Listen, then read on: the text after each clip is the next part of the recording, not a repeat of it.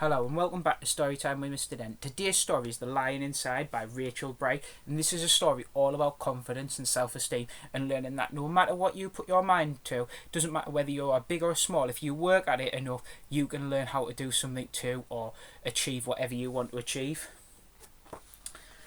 In a dry dusty place where the sand sparkled gold stood a mighty flat rock all craggy and old, and under that rock, in a tiny full house, lived the littlest, quietest, meeky brown mouse. He was so very small, so incredibly tiny, that nobody noticed him ever at all. He was trod on and sat on and missed out on stuff, ignored and forgotten. Yes, mouse life was tough.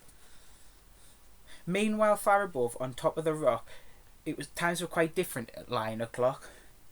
This huge, toothsome creature made sure everyone saw how important he was and how loud he could roar.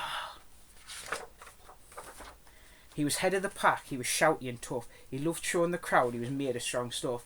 Yes, all were impressed by this mighty king cat. If only, thought Mouse, I could be more like that. Then, late one dark night, in his Minnie Mouse bed, the cleverest thought popped into his head. He jumped from the covers and held up a paw. I've got it! All I need is learn to roar. I mean, what if a mouse with the meekiest squeak was a little more grrr and a little less meek?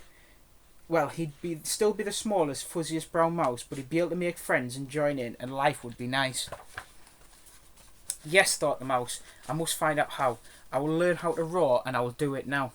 But, oh my gosh, there's only one beast who could teach me this thing, and he might make me his feast. It was time to be strong, time to take a chance. After all, forever was so long to be small.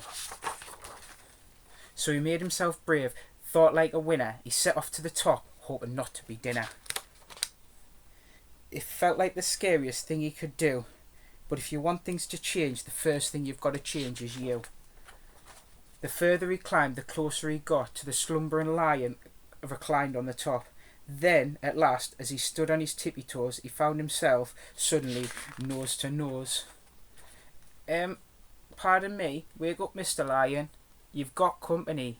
Mr. Lion, I've come to you with a squeak. Do you think you could teach me how to roar? A silence befell, that twinkling plain. The lion opened his eyes and puffed out his mane. Time slowed right down, while it felt like a week. Then he opened his mouth and let out air. Eek! The lion was shaking, his paws all a fumble. He was backing away with a scramble and tumble. Don't hurt me, he whispered. Oh, please try to be nice. Well, oh my goodness, this lion was frightened of mice. Don't worry, Mouse Pete. I'm a friend, not a foe. Let's rock this together. We'll have fun, don't you know? That was a magical moment for sure. While my mouse didn't feel all that small anymore, he'd found his true voice and learned how to speak out. And for that, you don't need a roar or a shout.